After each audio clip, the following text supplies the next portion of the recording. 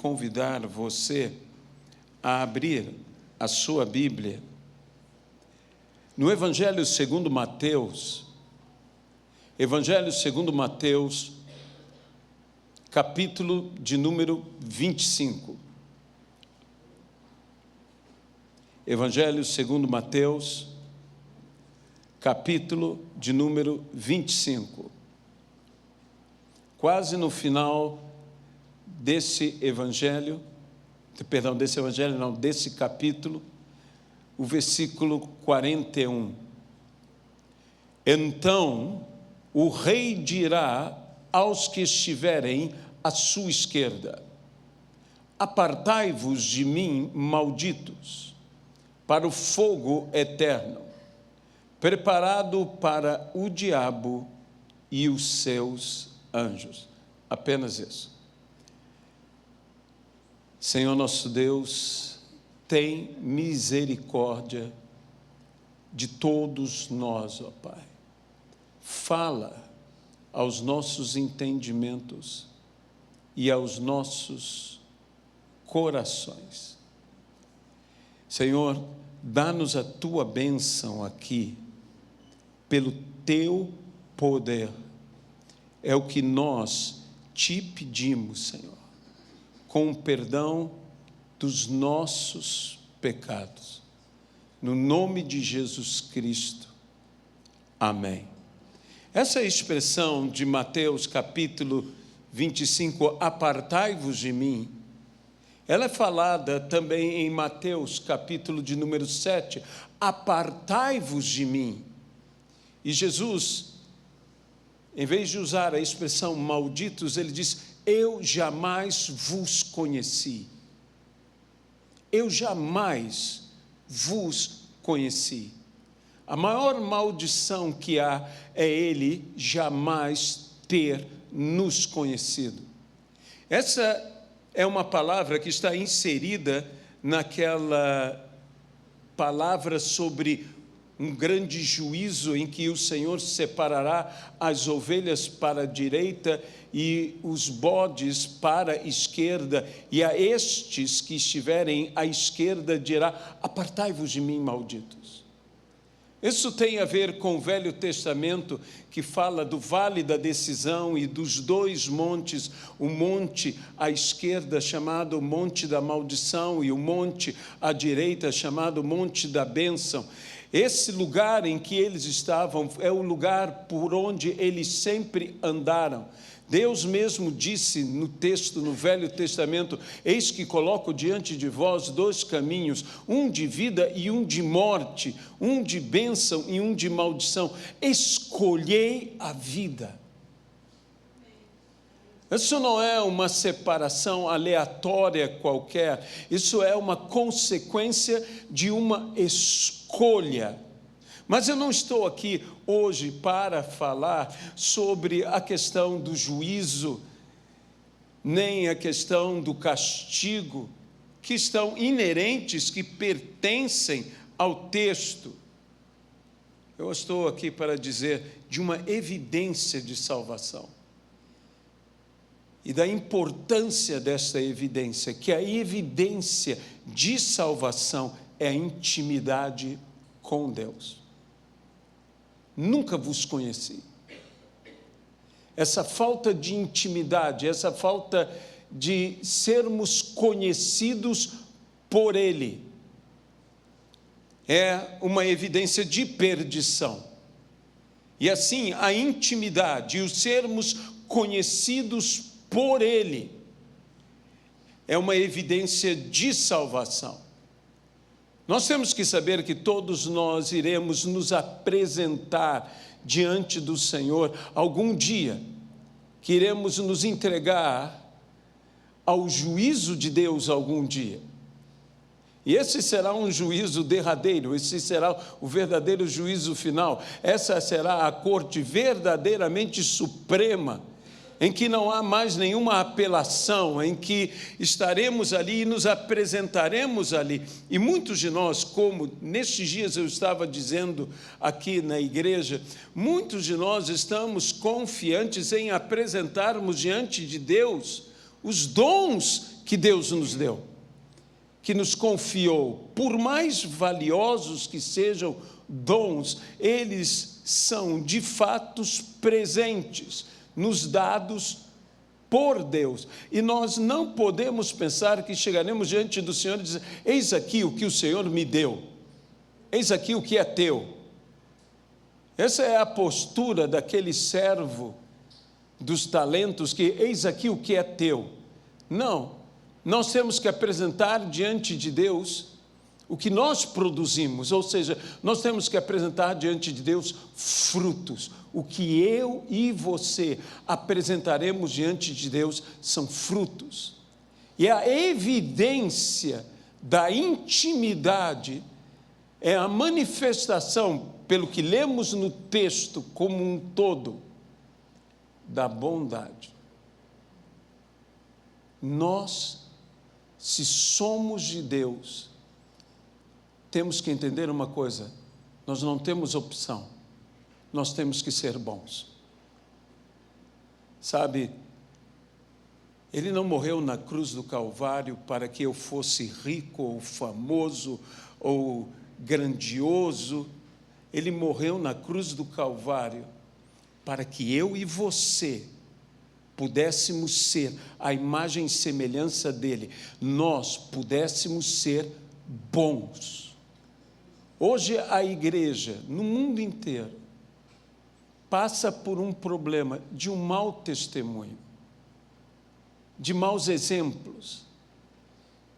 E para vencer um mau testemunho, isso não é uma coisa fácil. Vencer um mau testemunho é um desafio grande, porque o mundo não nos olha como estes são uns e aqueles são outros. As pessoas nos veem como uma coisa só, uma igreja só. Nós é que nos vemos como várias igrejas. Mas nem Deus nos vê assim, nem as pessoas ao redor nos veem assim. E por isso o mau testemunho de alguns recai sobre todos. E para vencer o mau testemunho, por vezes não é suficiente um bom testemunho. Você tem que ter um excepcional, um excelente, um extraordinário testemunho. É isso que nós precisamos. Nós precisamos sermos bons. E para sermos bons, nós precisamos ser bondosos. Aqueles que eram as ovelhas que estavam ao lado direito, que seguiram o caminho da virtude, o caminho da bênção, aqueles que estavam ali, disse: porque eu tive sede e me destes de beber, eu tive fome e me destes de comer, eu estava nu e vestistes-me, eu estava enfermo e fostes ver-me, eu era preso e visitaste-me, eu era forasteiro e recolheste-me. E aos outros é dito justamente o contrário, porque eu estive assim, eu tive sede, tive fome, estava preso, estava enfermo, e disse: e não fostes, e não fizestes. Eu sempre digo que eu serei muito mais condenado e verdadeiramente condenado pelo bem que eu deixei de fazer do que praticamente pelo mal que eu fiz. Porque um dos piores males que pode existir é deixar de fazer o bem. A Bíblia diz que nós devemos fazer o bem a todos. Isso é uma ordem, é um mandamento. Fazei o bem a todos, principalmente aos da família da fé, mas a todos é a ênfase. Indiscriminadamente, façamos a todos, mas principalmente a família da fé, mas façamos o bem a todos. Isto é uma ordem, isso é uma ordenança, isso é um mandamento, tanto quanto não mentir, tanto quanto não matar, tanto quanto esses honrar pai e mãe. Isto é também um mandamento bíblico: façamos o bem a todos.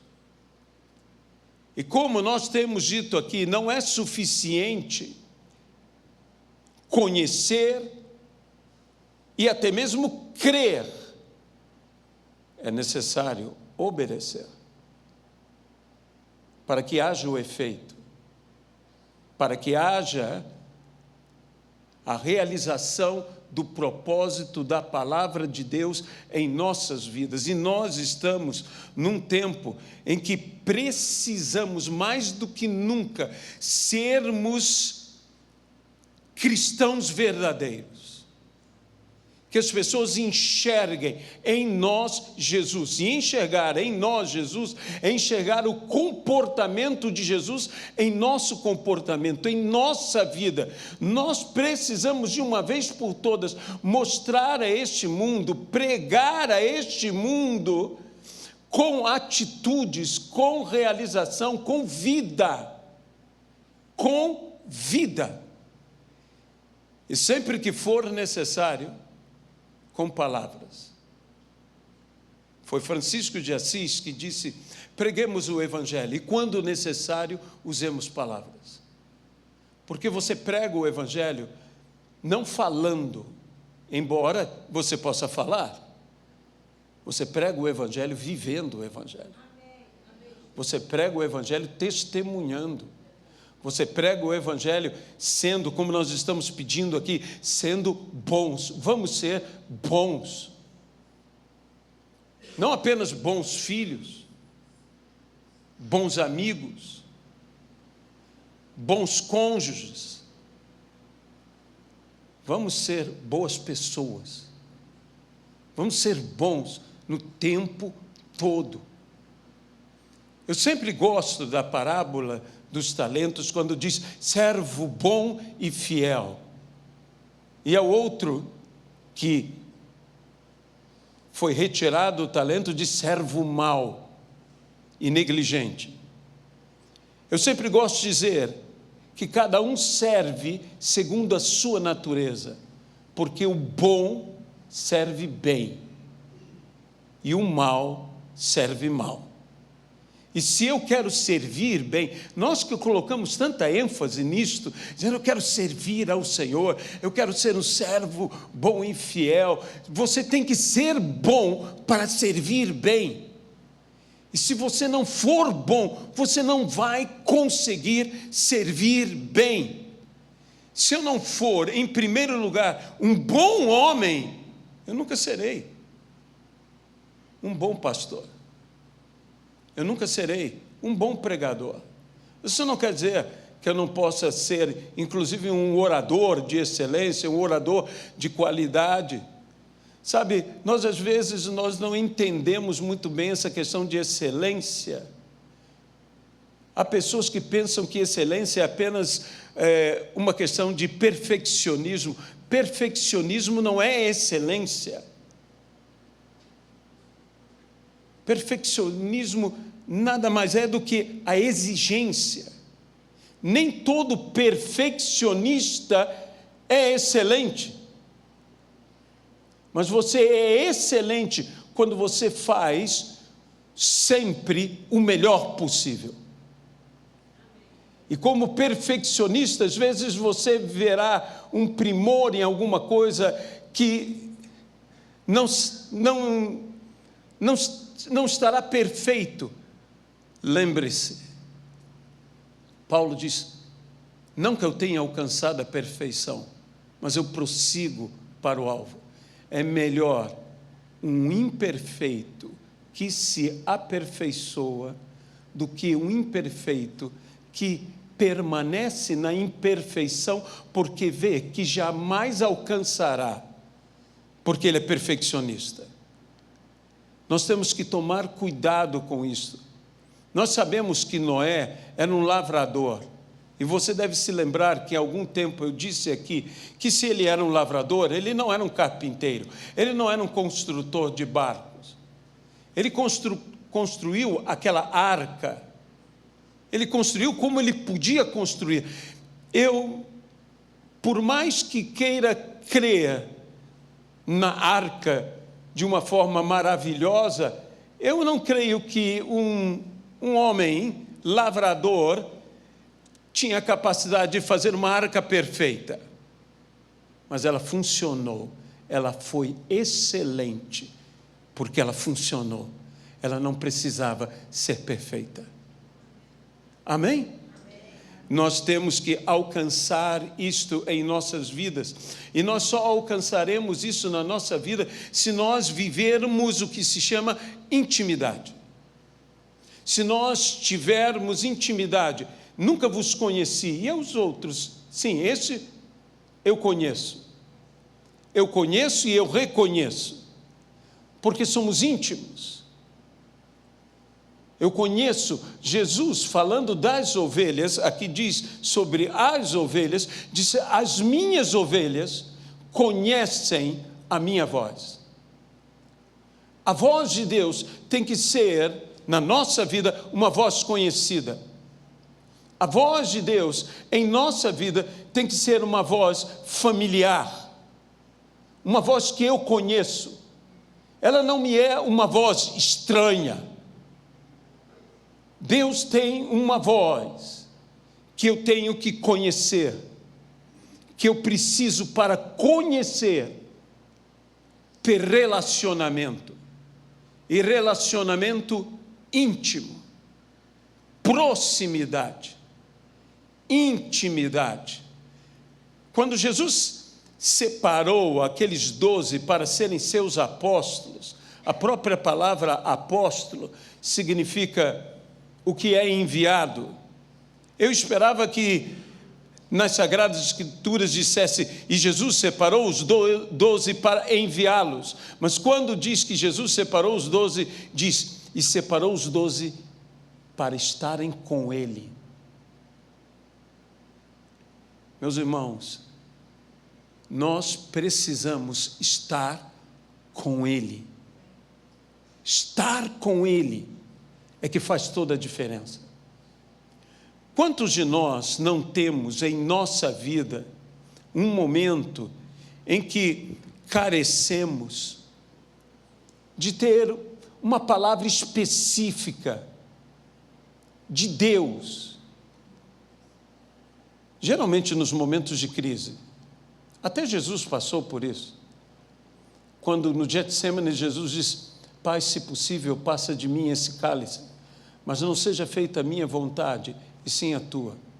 É naquele momento que necessitamos de uma resposta, que necessitamos de uma palavra, que necessitamos ouvir algo, um momento que talvez eu e você não saibamos que decisão tomar, para onde ir, o que fazer, onde ficar, e nós falamos com Deus: Deus, me diz alguma coisa, fala alguma coisa para mim, eu preciso ouvir a tua voz. E eu não sei como você ora, eu muitas vezes quando eu oro, eu fico em silêncio esperando ouvir alguma coisa. Talvez seja até um pouco infantil, mas eu gosto dessa fé mais infantil, dessa fé que crê. Então eu fico ali querendo escutar, eu fico ali querendo ouvir. Mas a nível de relacionamento, um relacionamento se constrói não apenas com palavras específicas, mas com palavras gerais. Se eu não me sento com minha esposa e não converso de generalidades, de coisas, como eu espero um dia que ela me fale algo de particularidade, se eu não falo de generalidade? Se eu não falo das coisas do dia? Diz: mas estamos vivendo juntos, estamos andando juntos, estamos vivenciando tudo juntos. Não, mas eu preciso conversar com ela, e com Deus é a mesma coisa. Como eu posso esperar receber de Deus uma palavra específica, se no dia a dia eu não converso com Deus sobre generalidades? Eu não converso com Deus, eu não falo, mas Deus já sabe, Ele sabe todas as coisas, sabe? E essa coisa de dizer, eu nunca vos conheci, uma coisa é Deus saber, outra coisa é nós nos darmos a saber. Uma coisa é alguém me conhecer, outra coisa é eu me dar a conhecer a esta pessoa. A esta pessoa. Como eu me dou a conhecer a uma pessoa? Eu me revelo a essa pessoa. Eu preciso me revelar. Parece-nos estranho algo assim dizer do relacionamento entre nós em Deus e nós nos darmos a revelar. Sabe, o nosso problema é que nós somos muito religiosos. E muitas vezes nós nos tratamos ou tratamos o nosso relacionamento com Deus de uma forma muito religiosa. Nós começamos a orar e logo nós, nada contra, mas até o nosso linguajar muda. Pai amantíssimo, Deus de misericórdia e de compaixão. Ele é Pai amantíssimo, Ele é Deus de misericórdia, Ele é Deus de compaixão.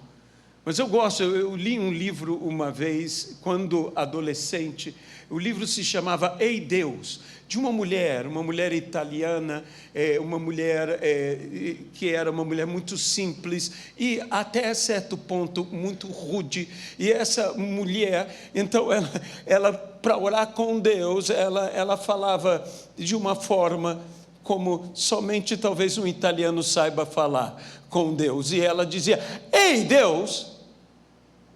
Algumas pessoas ficavam chocadas. E ela dizia, Ei Deus, porque ela tratava Deus como alguém íntimo. A voz do Senhor é íntima. E você só conhece uma voz íntima na intimidade.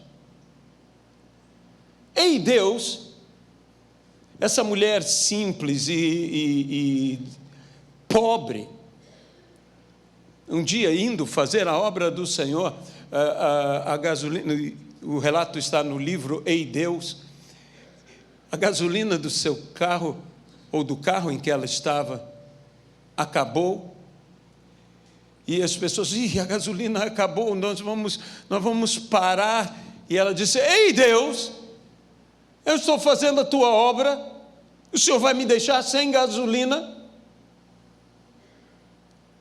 E a gasolina multiplicou dentro do carro.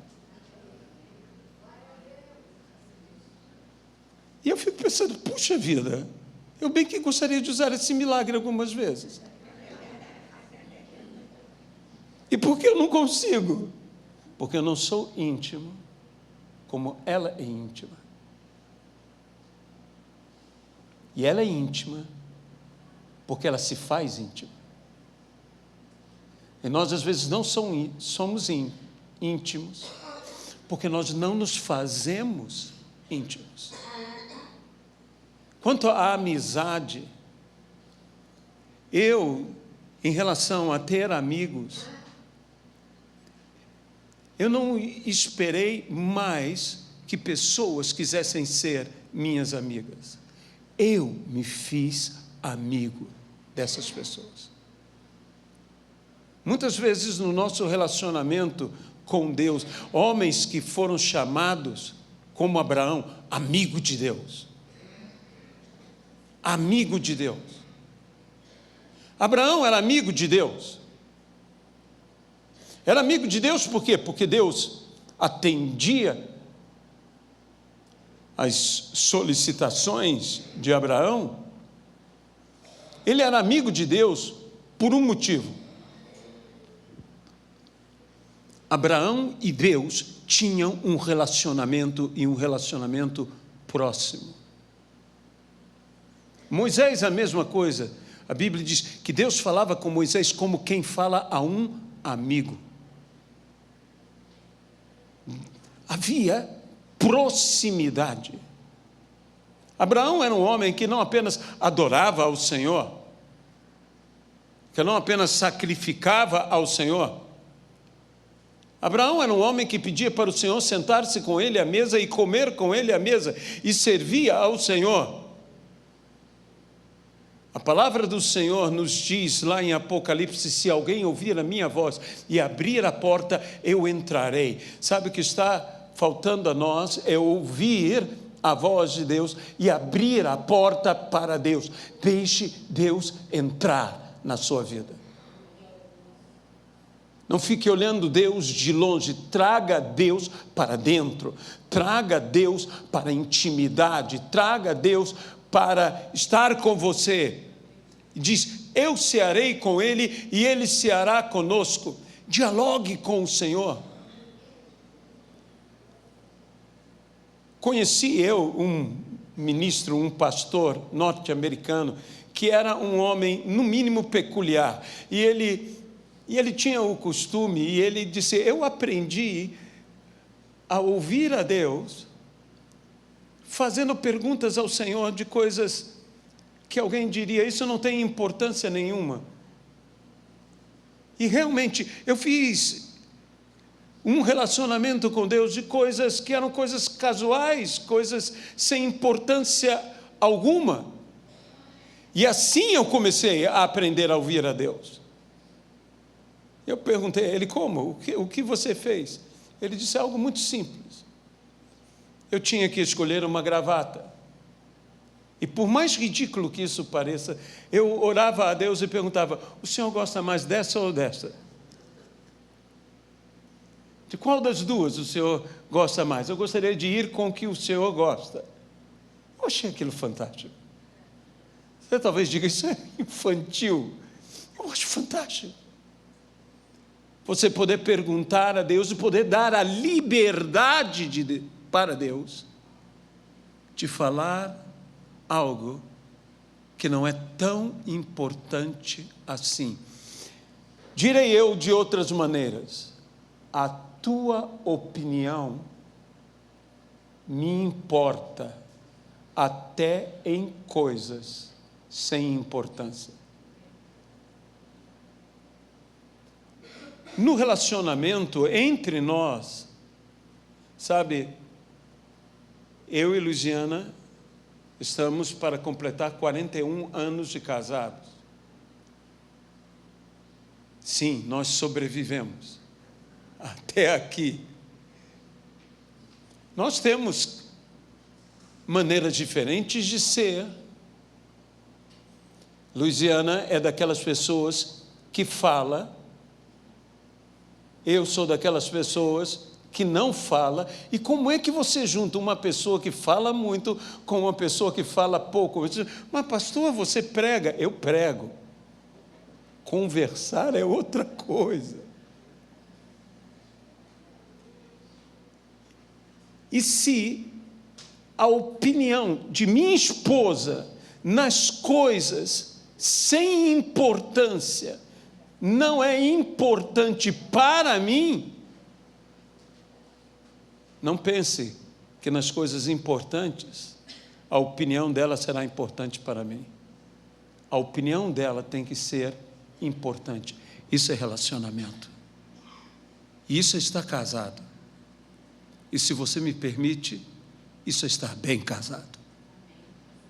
É assim que nós devemos nos relacionar uns com os outros. E a Bíblia fala, em comparação com o nosso relacionamento com Deus, o relacionamento conjugal, diz: o homem que se une a uma mulher é uma só carne com ela.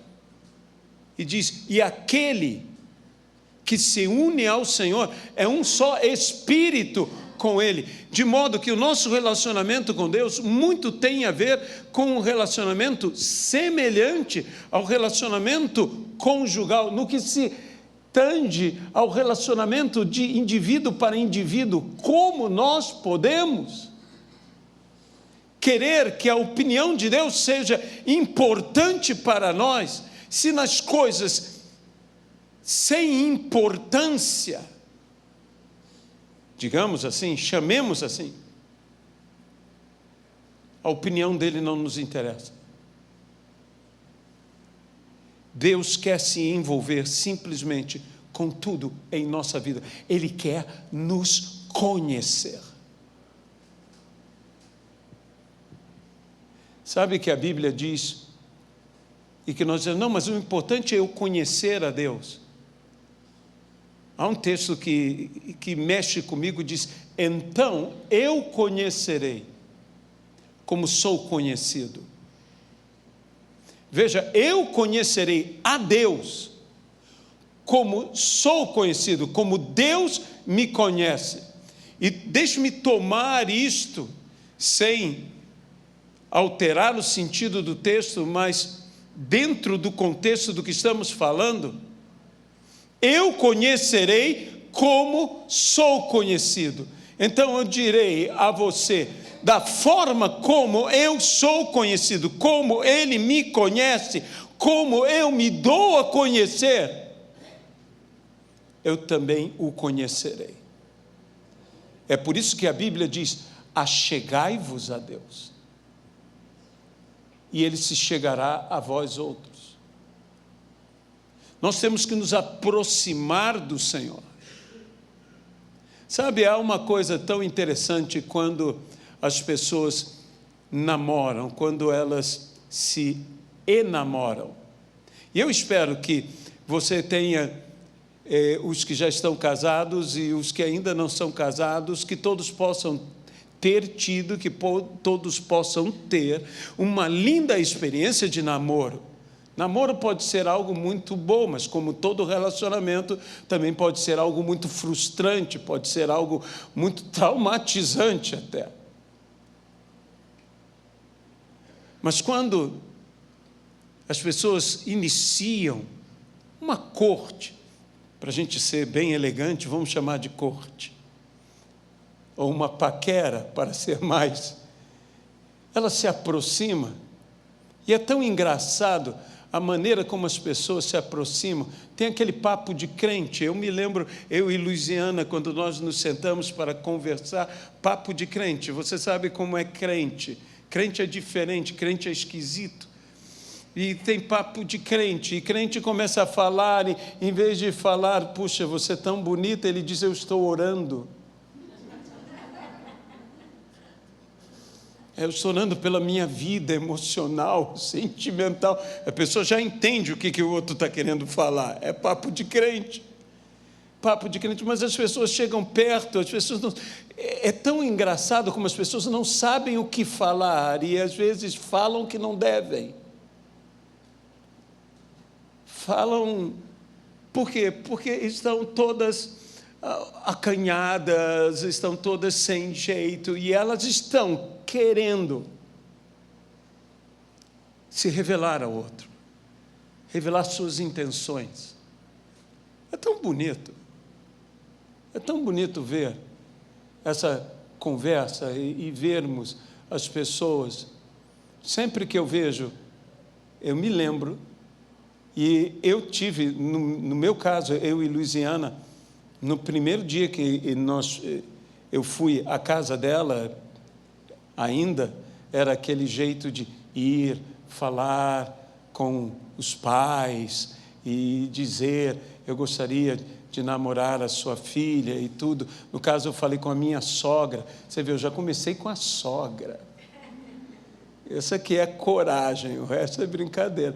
E eu comecei e falei, e eu e Luiziana saímos, andamos desde do bairro onde ela morava, em Engenho Novo, até o Meia. Nós fomos até o Meia, andando, falando, depois voltamos. A gente andou muito, falou muito. E depois de decidirmos tudo, e eu disse para ela, bom, então... eu quero te pedir em casamento. Eu pedi em casamento, Luiziana, no primeiro dia. Eu parti já com a proposta de casamento. Então, só nos falta ter dinheiro para casar. Então, vamos nos casar. Mais de um ano depois, nós estávamos casados, porque eu já havia feito a proposta de casamento. Muitos anos se passaram e um dia, conversando em nosso quarto, eu disse: eu jamais te pedi namoro. E ela olhou para mim: é verdade. Você sabe que mulher é implacável. Você confessa uma falha tua, ela pisa em cima e diz: é isso mesmo. É verdade. Então, eu falei: como eu me saio dessa? Eu disse: quer namorar comigo? Então, nós começamos a namorar e estamos desde então namorando e vamos namorar até o fim. Talvez eu tenha usado a tática correta. Acidentalmente. Por quê, meus irmãos? De fato, embora o namoro seja algo muito bom, nós temos que estar num estado enamorados, que algumas pessoas chamam apaixonados. Apaixonados, enamorados. Você precisa estar enamorado. Quanto à minha esposa, eu sou apaixonado pela minha esposa. Nós já somos avós, é maravilhoso ser avô, é ótimo ser avô, mas eu continuo louco pela minha velha, pela vovó. Isso é importante, mas e é uma coisa que eu tenho aprendido, eu preciso na intimidade, eu preciso no relacionamento, e eu tenho levado isso para o meu relacionamento com Deus. Eu preciso que as opiniões dela todas tenham importância e valor, e eu volto a dizer, inclusive nas coisas que eu chamaria, que você chamaria, coisas sem importância. Eu me lembro uma vez de uma discussão em família, meu primo Hamilton, eu não sei se vai se lembrar disso, se o papel higiênico deveria estar, o papel saindo por cima do rolo ou por baixo do rolo. Gente, isso deu uma discussão. Coisas da minha família. Não é que Hamilton sabe que é verdade, meu primo sabe que é verdade. E uns diziam: não, tem que ser por cima. Era o meu avô. Meu avô achava que tinha que ser por cima, que era a forma mais lógica. Meu avô, engenheiro, tinha que pensar, é a forma mais lógica, que por baixo pode haver algum problema. Mas eu, aqui comigo, o que importa é usar o papel. Se ele vem por cima, se ele vem por baixo, o importante é que eu tenha o papel e que eu possa usar. Mas ali estava a discussão de uma coisa sem importância, mas que se tornou para eles importante. É interessante que às vezes as coisas sem importância se tornam importantes quando nós discutimos e não quando nós concordamos. E que quando nós pensamos no relacionamento, nós devemos buscar trazer isto para uma importância de concordância.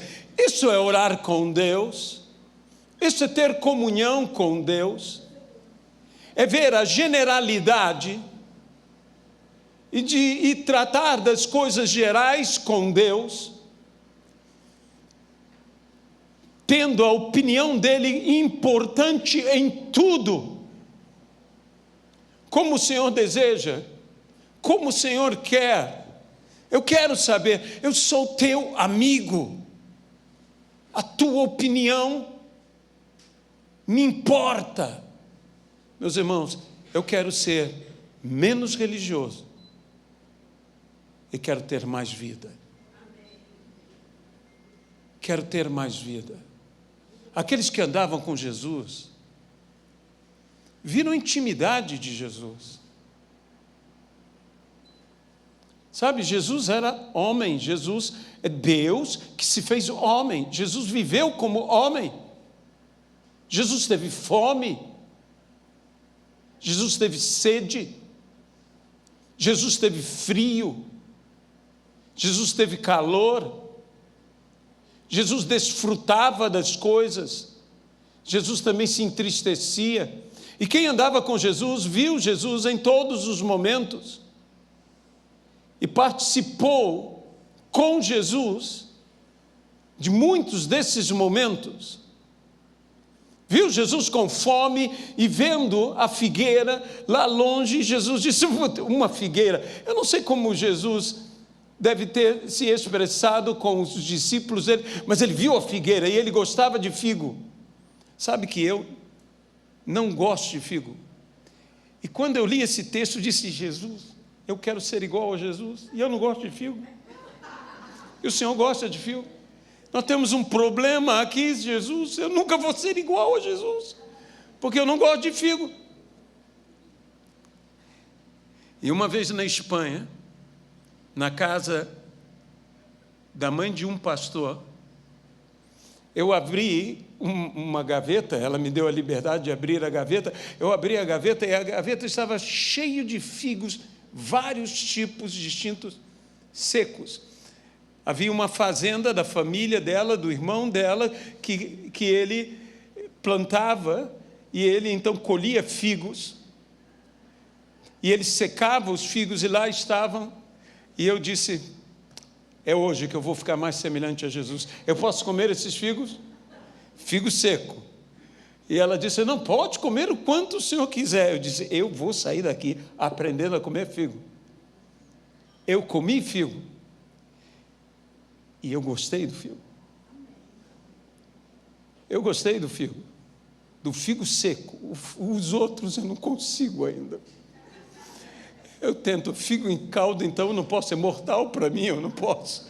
Mas mesmo um figo comum eu não consigo. Mas aquele eu gostei. Eu disse: Senhor, já estou ficando um pouco mais parecido contigo. Como será que os discípulos viram Jesus? Viram Jesus cansado, carregaram Jesus para o barco, colocaram Jesus no barco, Jesus dormiu. Me diz uma coisa, você quer ser íntimo do Senhor? Traga Jesus para a sua intimidade. Eu não vou ser íntimo de ninguém se eu não trouxer este alguém para a minha intimidade. E para isso eu tenho que considerar importante a opinião dele nas generalidades. Se você quer um dia ter uma palavra de uma particularidade na tua vida, aprenda a ter palavras das generalidades na tua vida. Seja íntimo. E quando você precisar, aquele que é teu amigo íntimo virá a você. Porque a Bíblia diz: há amigo mais chegado que irmão, que na hora da angústia se faz irmão. É na hora da angústia que aquele que é teu amigo se faz mais que amigo. Amém? Senhor nosso Deus, nós te pedimos, nós queremos esta intimidade, essa proximidade. Nós queremos, Senhor, estar contigo em todas as questões e dar valor à tua palavra, à tua opinião, nas coisas que talvez aos olhos de muitos sejam sem importância alguma. Que alguém possa dizer: mas que diferença faz? Faz toda a diferença. porque me importa que Ele se importe. Isso tem importância. No nome de Jesus Cristo. Amém e amém.